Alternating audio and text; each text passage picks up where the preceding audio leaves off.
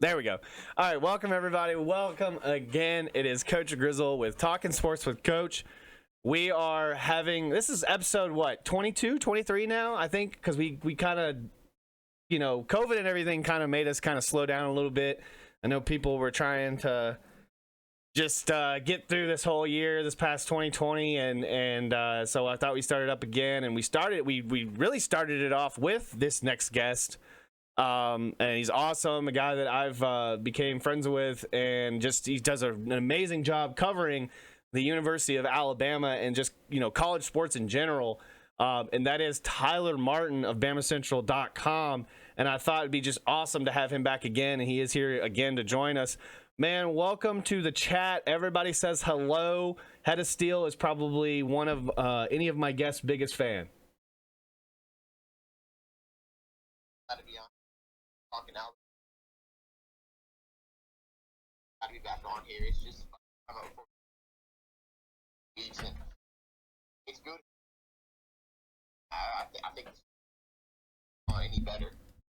Oh, without a doubt, and I think that I honestly believe that it's just crazy to think that this Alabama program has literally in 2 years now, we're in year 2 of Nate Oates of at least his career at Alabama, that they're already on top of the SEC crown in the regular season. It's just insane. Yeah, it's and too. I mean, this is what Nate had talked about when I remember in his introductory press conference, he talked about how quickly he wanted to get Alabama to the top of the SEC, and he was able to do it. Within now we're halfway through year 2, and you think about last year, you think about everything he got cut short because of COVID, and they kind of teetered off toward the end with losses to Vanderbilt, Missouri, and they if they were going to go to any postseason tournament last year, it would have been the NIT, and outside of a run in the SEC tournament, but that obviously got canceled. And then this year, right, you had 8 new guys on the team. You only had 4 guys who returned who played meaningful minutes. You had a lot of guys at the portal, and the way he's built this roster is how he wants to play, and how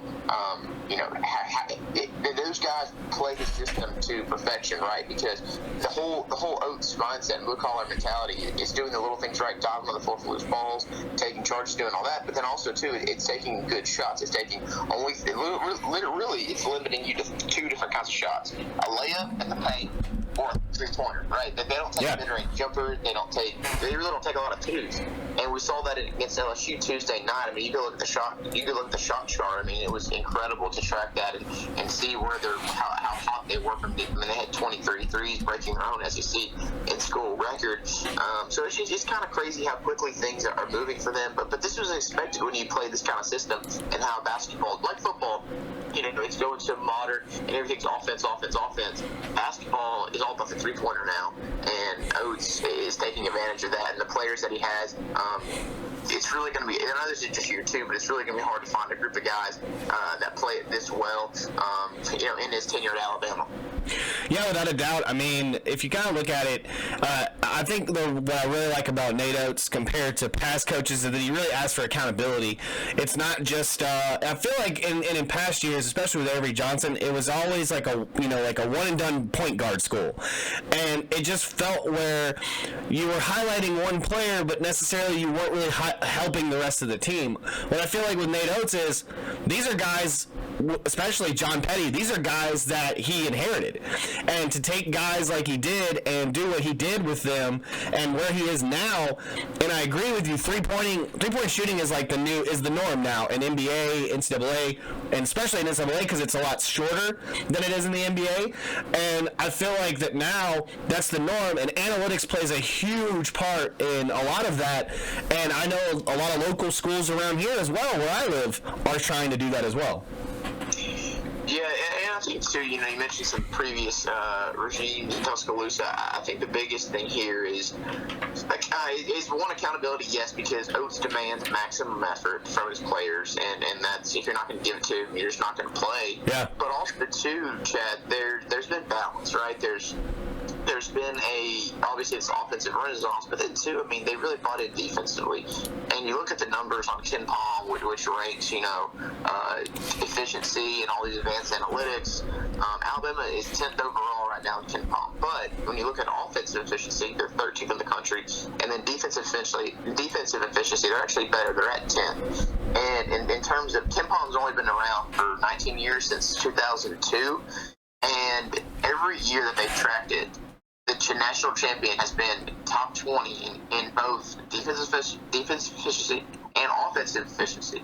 Alabama fits the criteria for that right now. So we're talking about a national title contending team, and I think that's the thing, because you look at the numbers with Mark Godfrey. The offense was great. Defense wasn't good. And then it was flipped around with Anthony Grant. The defense was really good, but the offense was terrible. And then now with Avery Johnson, the defense was still good, but the offense just never seemed like he was fully functioning in that, thing that he got off the ground. But with Nate Oates, there's just been an incredible amount of balance.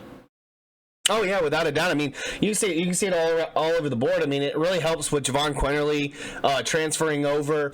You got the addition of Josh Primo. I mean, even when the team went down, when Bruner went down, when Herb Jones went down, the team just and I'm sure a lot of other people have said this too, but I've said this from the get-go. They have one of the deepest benches in the league, and I saw that in the Western Kentucky game, which you weren't at. You were at the SC Championship game. I understand that. I went to the Western Kentucky game at home, and I watched them just get big boyed because they had no. And that's the thing about Alabama. They have no big man right now, and the only guy that I felt like would even hustle or give 100% was Rojas, because he got 4 fouls, and then the whole game they were just getting out rebounded. And I think that's a huge factor of how they can lose in games, is if you got a big man, Alabama's in trouble. Yeah, and two, here's the thing. I do agree with that to some extent, but you look at for the game against Kentucky, for example. Kentucky, they've got a guy, Olivier Sarr, and he's a 7-footer. They had a couple guys, Isaiah Jackson, 6'10". And they have another player who's 6'11", and they had all three of them in there, right? Yeah. And at one point. And the thing is, those guys can't get on the perimeter and defend Alabama when they're shooting the three like that. So it's kind of a two-sided coin, right? Yeah. It's like Alabama, if they're just thinking, if we get to March Madness and Alabama's in a bracket with Baylor, or they're in a bracket with Gonzaga, then I'd be really worried, right? About an Elite Eight or a Final Four run. But when it's like a thing. Alabama without Bruner, especially, like, if they're gonna have to, because you got to think Western Kentucky had a guy, Charles Bassey, who's going to be an NBA player. I mean, that dude's going to be a steal. Whoever gets him, that's a huge steal. He's a great rebounder. He's a hustler. I mean, no big man should move that quick. I'm sorry. Yeah, no, you're good. And then, think about this too. The other night with LSU, I mean, Trendon Walker is a bigger guy. Yeah. Darius Day. Who should have gone to Alabama? I'm sorry. They didn't even try. They didn't even try to defend Alabama, and Alabama was just chunking up threes, and that's what works, right? That's what. Yeah. But that's the style that works, because they're going to try to get as many possessions as they can, and they're going to try to score early enough in the shot clock to where it's like they want to make the most of every single possession. So, but yeah, it's a two-sided coin a little bit. I would be more worried. But here's the thing: without Bruner, they beat Arkansas and LSU by a combined 61 points. And Nate Oates told us the other night when I asked him if there was another level to this team, because we're only midway through January, we still got 11 SEC games left. He said there is another level to this team. I'm curious what it is. It's not going to be hitting over 56% of your threes again. That's going to be really tough to do. But I'm curious to see what that next level is, because what we're seeing, they're teetering on the 2 to 3 seed line in the NCAA tournament, and there's a chance if they continue this up. There's a chance they can get to the number 1 line. Oh, without a doubt, and here's the thing. I feel like it feels like a neutral crowd, obviously, with COVID and everything like that. So when you go into Rupp Arena or somewhere else that might be, hostile environment any other night that's not 2020 or 2021, but I just feel like teams are just a little bit more relaxed. Like, for instance, the way that Western Kentucky just kind of came in, even though there was a good crowd at Alabama, that they just kind of came in and asserted their dominance over the team. And how Alabama got into foul trouble early and everything like that. But when you kind of look at it, they go to Kentucky, the way that they just dismantle them, they go to LSU, and they just literally just mopped them off the floor. Maybe LSU's thinking about, maybe Will Wade Will Wade looks really white to me. Is he nervous he's about to get fired or something? Because he looked really scared that night. You know what I mean? He looked really sick. Chad, real quick on Will Wade. This is just a sidebar here. How does Jeremy Pruitt, Jeremy Pruitt gets fired, right? He's a scapegoat. Jeremy Pruitt's 3-7. They're paying players with McDonald's bags, whatever. But Will Wade, we have him on a wiretap. We have him on tape making strong offers to players. We have this, and yet LSU's won a regular season title since then. They've been in the NCAA tournament three straight years, with the exception of last year because it didn't happen. But he keeps his job, and that just goes to show you, to me, the SEC will protect you as long as you're winning. Exactly. It's ridiculous, to be honest with you, that it's been on ESPN, it's been out, and like the public knows, like people who wouldn't even know a lot about LSU basketball probably know of this scandal. And yes, you're sitting here talking about Jeremy Pruitt, who honestly I felt like was a scapegoat, and I feel like a lot of people, I'm sure he had a good bit of knowledge, but I think a lot of people around him know who Jeremy Pruitt is. They know that, he can be a stickler sometimes. I get it. I understand that he can be hard-headed. But I felt like a little bit this is just kind of like he's the scapegoat. We'll see what happens with the rest of the program. With LSU, it's like Will Wade just straight up and said it, like you said. It's just crazy that we dog, which we say that this happens in every other program. It's just people don't get caught. But with the Tennessee situation, it must feel real nice for all those allegations against Alabama, getting them in trouble, and me having a miserable early 2000s. Yeah, the whole thing, with Jeremy Pruitt, and just in my opinion, is more so just it was an easy way out, right? Because you had Buddy Hens, you had Philip Fulmer, who picked Jeremy Pruitt to be the guy, and you had the boosters who didn't like Jeremy Pruitt, right? When you lose seven straight games or 6 straight games, whatever it was, this is what happens, right? People get frustrated when they're not winning, and they look at the contract extension in the game and they said, "Oh, we don't want to pay this $15 million, so buyout. So we're just gonna, get the investigation. We're gonna pay people to come investigate ourselves." And now apparently they found level 1, level 2 violations or whatever, and it's just ridiculous. But Will Wade, back to basketball. What we're saying, Chad, isn't news to everybody. Yeah. It isn't, because here's the thing. They did a poll. I can't remember what news site did a poll on this, but they polled 12 of the 14 SEC coaches. Well, it'll be 13 because they didn't talk to Will Wade about this. But 12 of the 13 talked about how Will Wade probably should have lost his job. This was anonymously. How he probably should have lost his job.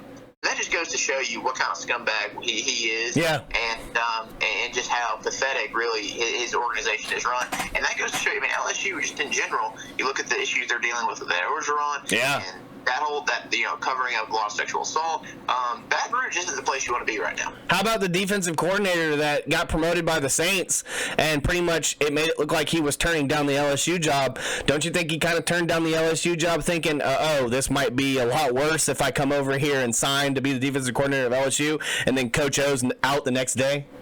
Yeah, I think too, though, when Sean Payton blocked him from coming, I think the Saints upped his contract. And I think too, LSU, the defensive coordinator job for them, they were also missed out on Marcus Freeman, the Cincinnati defensive coordinator from Notre Dame.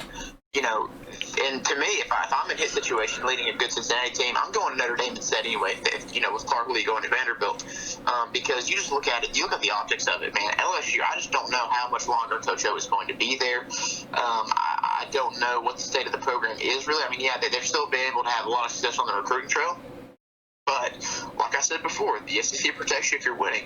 If LSU has another year like it had last year, I don't really see the league office going to bat for LSU. What are they doing for the league? They're right now they're a skid mark. They're a black eye to the league right now.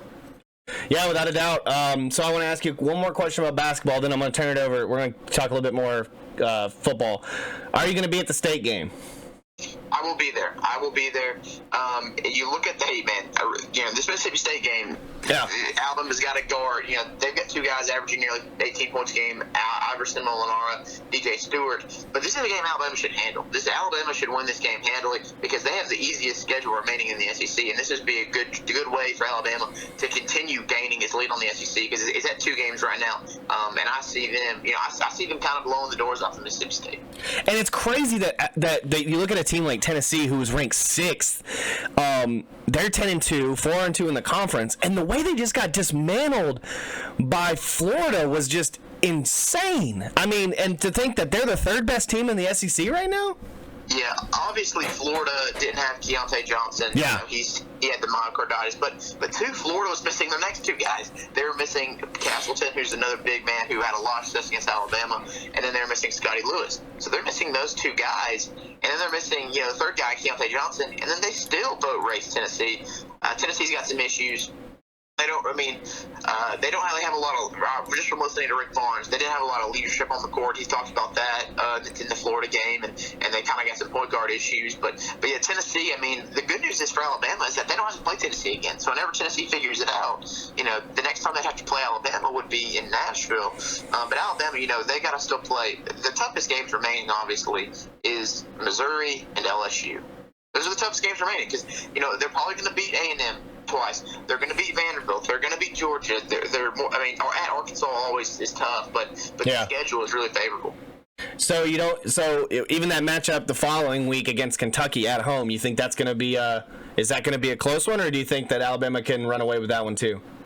Yeah, I mean, I think inside the confines of Coleman Coliseum, I love Coleman, man. Just from what I've seen from Kentucky, I mean, just for the first go around, when Alabama went up to Rupp and beat them by 20, and then last night watching Kentucky lose on a buzzer beater to Georgia. Georgia's atrocious. Georgia is not a good basketball team. It goes to show you how low this team is, and really, I mean, it goes to Calipari isn't.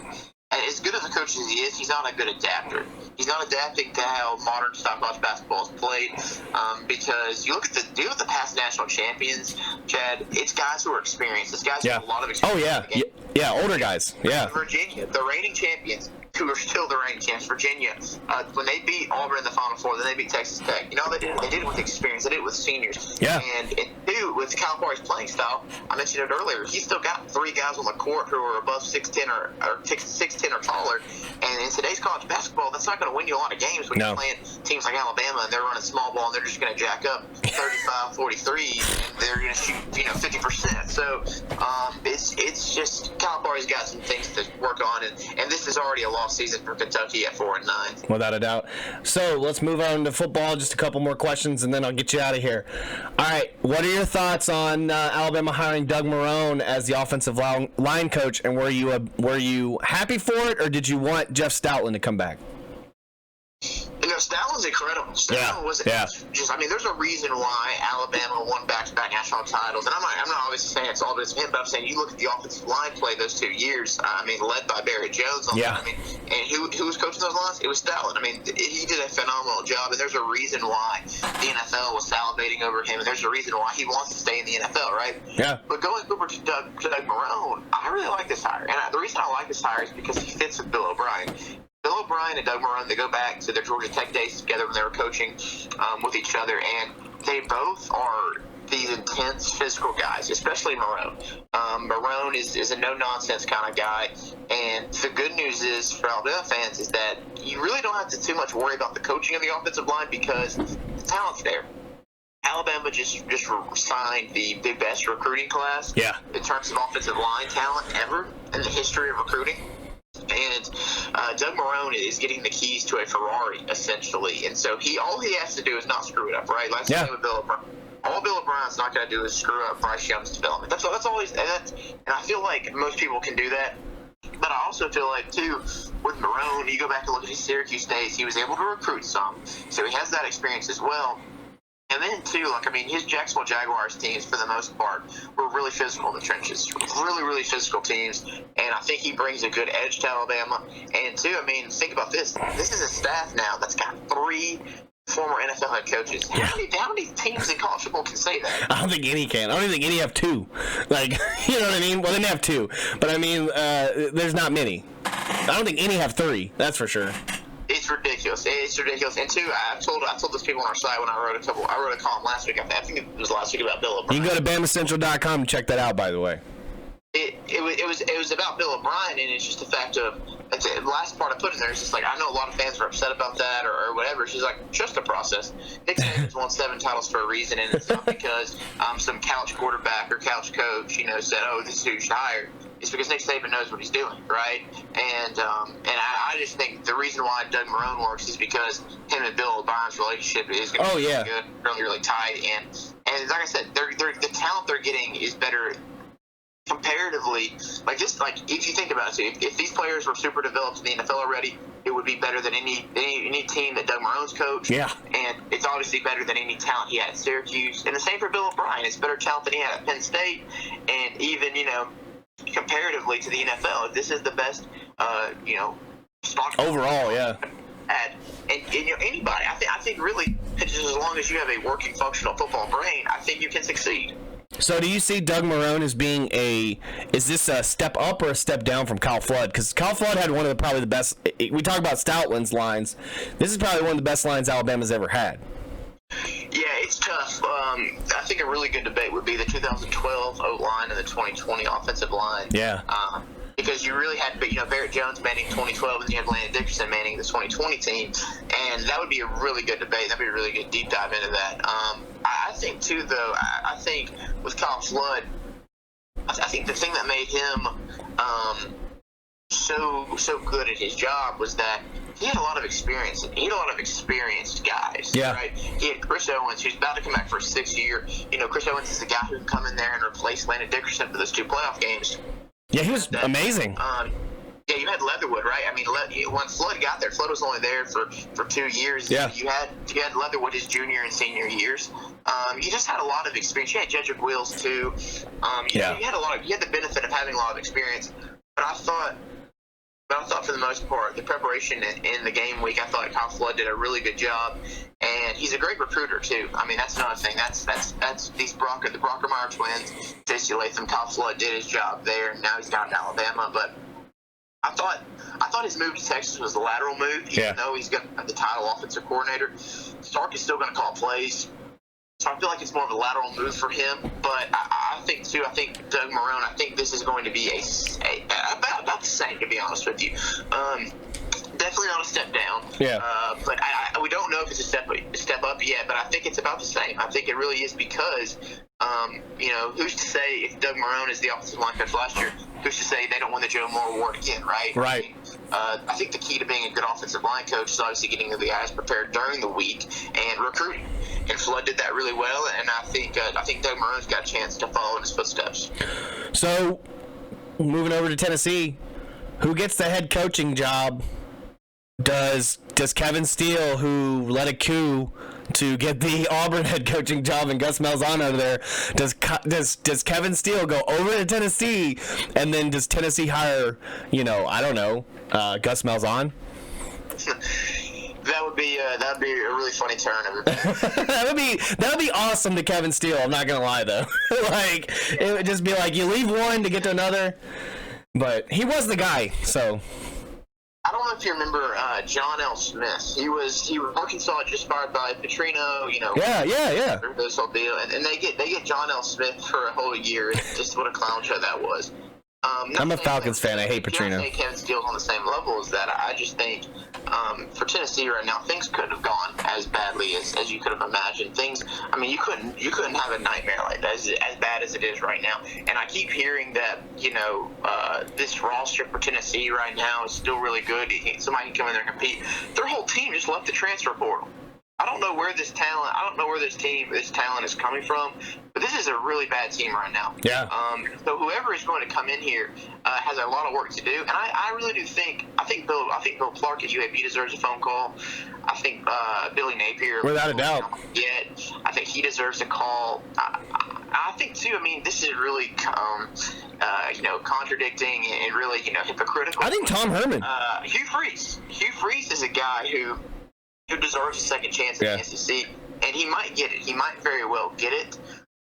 I just think it's going to be tough because you also got to look for an athletic director, too. Yeah. And I I think if you could get the combo of Bill Clark from UAB and then Mark Ingram from UAB, who has Tennessee ties, he's a former Tennessee football player, I think that would be good, and it would just be another reboot. And I think those two guys, they know how to manage a very tough situation, being a part of the program that got shut down, and they had to bring it back up. They had to fight for their jobs, essentially.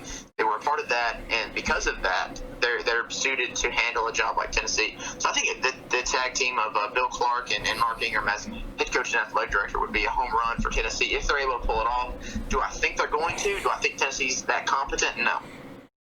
I want to get one more question out of you, and I want to talk about another Mark Ingram, a guy that just is on his way out of Baltimore, and a lot of teams, kind of like the Falcons. I'm a Falcons fan. I want to hear your perspective on this. I know this guy's probably got at least another year or two back. Would it be smart for him to maybe, take a veteran minimum and go over and reunite with Julio and be that running back in case they don't keep Todd Gurley? Yeah, the Falcons need a back. They need somebody to step in there. Gurley was such a big disappointment, and then you're starting Brian Hill and. I love Ito, man. I love Ito Smith, man, but he's so small. Yeah, Ito the burrito. That's what we call him. He's pretty small, but no, I really do like the Falcons. Getting Arthur Smith, right? So Arthur Smith coming from Tennessee Titans background. They had Derrick Henry, right? And so they ran, and I think. What the Titans need to do, what the Falcons need to do is they do need to sign an experienced back. Whether that's Mark Ingram or not, they do need to sign an experienced back, someone who can get 10 to 15 touches a game. And then I think if they can, they need to draft Najee Harris. I think Najee Harris would be great with Atlanta because you think about it.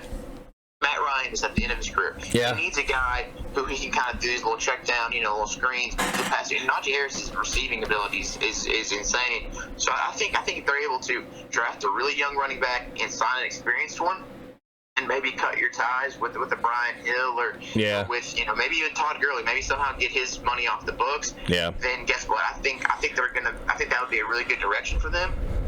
And the cool thing is, if they were able to do that, they would have 4 Alabama guys: Julio, Calvin, Mark, and Najee. Yeah, seriously. And I think, and what I've been seeing, and I've been saying this since day one, or no, not day one, but I've been saying this since Mac Jones beat Florida.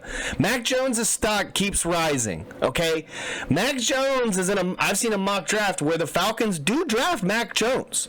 And I would love to see that, but the reason why I would love to see that is because the Falcons are such in a hole with getting any kind of free agents, like they're so over the cap, that I feel like you trade Julio, you trade Matt Ryan, you get whoever's first round pick, a few first round picks for them, and then you draft Mac Jones at your 4th pick, and then you get maybe Najee Harris at the end of that draft. I mean, you're not going to draft 2 Alabama guys in the same draft, but I'm saying that you go after a guy that long term could look really good for you. I'm just afraid to jump on Mac Jones, you know what I mean? Even though I love the guy so much, and I feel like he's going to go to the Patriots and be the next Tom Brady, because didn't he have a nickname Baby Brady last year or something like that? Yeah, he's drawn a lot of Brady comparisons, but I think too. I don't even think, to be honest with you, I know the Falcons, they're drafting at 4, and that's where Mac Jones ain't going there, right? Yeah. The Falcons definitely aren't. Maybe if Fields is available, maybe they go with Fields if they're going to go quarterback, or maybe Zach Wilson. But I think the Panthers. I think the Panthers are going to draft Mac Jones. Actually, I think as high as 8. I think that's their first pick, number 8. I think Mac Jones, we could see him go as high as number 8, and then potentially maybe somewhere at 16, also to the Washington football team. They could take their chance on Mac Jones. So I don't even think the Falcons are really going to get 2 good chances at drafting Mac Jones. But like I said, you've still got some good. I think you've got 2 good years. I think Matt Ryan still has 2 good years. I think he's still got 2 more good years. You got 2 more. You got 2 good years left with Matt Ryan, and like I said, I think you pair him with the Najee Harris. Yeah. You pair him with the Mark Ingram, Mark's only going to get like I said, 10, 15 touches a game, maybe. Yeah. Maybe even 10 to 12, maybe not even that much. But you just pair him with that. I think the sky's the limit for the Falcons with Arthur Smith. But they've also got to bolster that offensive line. Yeah. They could do that with Penei Sewell if he's there with the 4th pick. If they want to draft Najee with their 2nd round pick. So it's tough, and I love this time of year because it's draft season and everybody. I feel like the draft should be closer to the end of the NFL season because I feel like so many teams, just kind of overthink ourselves, right? Yeah. The thing isn't until the end of April, so they just keep overthinking, and that allows for more mistakes. But hopefully the Falcons, since they're close by, hopefully they'll draft some Alabama guys, and that'd be fun to see and cheer them on. Yeah, because, I mean, I love what you're saying. Like, I would love to see them draft a lineman, or I would love to see them draft. What I was saying is, and I got a little ridicule for it, Patrick Surtain. But I feel like a cornerback that early in the draft might be a little much. Jeff Okudah hadn't really done much for the Lions. I just think that maybe that was a little bit of a stretch to kind of go that route. But like I said, I agree with you, and still agrees with you. A lot of what we said, he just doesn't think Belichick is going to play a rookie straight out of college as a starting quarterback. So, and we've seen that, and I just feel like that could be the best situation for Mac Jones. I agree with you on the Najee Harris thing. Atlanta needs a running back. They could definitely get. My thing is the way Najee's been playing all year. Seriously, I feel like he's like the Clyde Edwards-Helaire. Like, he's going to get drafted by the Chiefs or whoever wins the Super Bowl. You know what I mean? So, it's just, I don't know. So, I want to see the Falcons draft a lineman because of the way that they've drafted over the last couple of years. McGarry, you've also got Chris Lindstrom. I love him. I love Max Hennessy. You know, I don't know if Alex Mack's even going to have, a year or two left on him. So we'll just have to see where that goes. I honestly want to see, what's his name on the other side? The other lineman, what's his name? Matthews. Jake Matthews. I want to see Jake Matthews gone, to be honest with you, or like move him inside. I don't know. But I just think that there's so many key parts right now still on that team that Arthur Smith can come in, do his thing, and he's done so much with Derrick Henry that whatever running back he gets, which I think he could get Najee Harris, he could do the same thing. I mean, too, you mentioned offensive line. You guys could also draft Leatherwood in the second round. That's true. You guys could get Alex Leatherwood or maybe even a Landon Dickerson in the second round. Yeah. Don't know. I mean, I feel like Landon might be a first-round pick, though. But yeah. Leatherwood you could probably get in the second round. And so if you want to go with a skill player at number 4. So there's a lot of ways to go. But let's just hope that there is a former Alabama player in Atlanta next year. Oh, without a doubt. And I don't know, I'll probably getting it. I'm sure Drew or I will probably end up getting his jersey, too. All right, man. Well, thank you so much as always, and man, I just appreciate you getting on with me. And tell me, wait, who's your pro team again? The Cowboys. Okay, so who do you? So do they stick with Dak Prescott? And do you feel like that they're going to draft Will well this year? Yeah, having the 10th pick, I think they obviously need to re-sign Dak, and then too, I think there's two options for me. These are the only two options I'll be happy with. Yeah. Rashawn Slater, the offensive lineman from Northwestern, or Patrick Surtain, number 10. Yeah, you really do, because I would love to see him on the other side of Trayvon Diggs. I think that would be really cool. Oh yeah, and hopefully a lot of Alabama fans would flock over to the Cowboys. But they don't even flock to the Falcons. It's only 3 hours away, man. True. And I think too, they're like they got to target defensive back, and then they got to target offensive line, because just the injuries that they've amassed in the trenches have just been insurmountable this year, and it's one of the reasons why they couldn't overcome the Giants and they couldn't overcome the Washington football team, who won the division at 7-9. Well, man, thank you so much as always. I know I was going to try to get you out here, then I just kept extending it. But dude, everyone appreciates you being here. They're always in the chat. They're always willing to get. They're always wanting to know who I can bring on every single time, because man, I just want to bring on the best, and I want to get you exposure. I want to get more people to understand that these guys do an amazing job, especially Tyler Martin at Bama Central, Joey Blackwell as well, his partner in crime. I mean, these guys do an amazing job, and I just, like I said, I greatly appreciate you getting on my small Twitch channel, and it means a lot. Yeah, dude, Chad, I appreciate it a whole lot, man. Anytime you want to talk or just talk about whatever, I'm down for it, man. I appreciate it, and it's always a blast. Yeah, we're definitely gonna have to get you on Zoom so people can see your face instead of having to see a picture of you that I have floating next to my face. Okay, yes. We'll make sure to do that for the next time. Without a doubt, man. Thank you again. And if you or Joey ever want to join together, man, maybe we could all do like a trio of something. Maybe we can do like a mock draft, or maybe we can just do something, man. It'd be pretty sweet. Yeah, dude, a mock draft sounds incredible, and I will run that by him, no doubt. Oh, definitely. All right, man. Well, thank you so much. Everybody says thank you, as always. Dude, man, have a great rest of your day, and I'll be listening to you on Monday. Awesome. Thank you, Chad. Have a great rest of your week, man. All right, you too. Appreciate it. Thank you. There you go. There you have it. Tyler Martin, BamaCentral.com. I got to stretch. You're trying to get me to hydrate and stuff? Man, that was great. That was one of the greatest shows I've probably ever had, man. I literally love that. I cannot wait to get Alan Bell on. He was supposed to be on yesterday. We may get him on tomorrow just so we can talk a little bit about the playoffs. We might get him on. I will try to hit him up, but I'm gonna go to break. I'm gonna go to the end scene and let it, take a few seconds so I can clip it better. And then we're going to come right back. Make sure you follow, subscribe, all that jazz on YouTube. I know you're supposed to say that at the end of a video or whatever. Go to Twitch, twitch.tv/Coach Grizzle, Twitter, at Coach Grizzle TV, Instagram, Coach Grizzle TV, all that jazz. I'll be right back.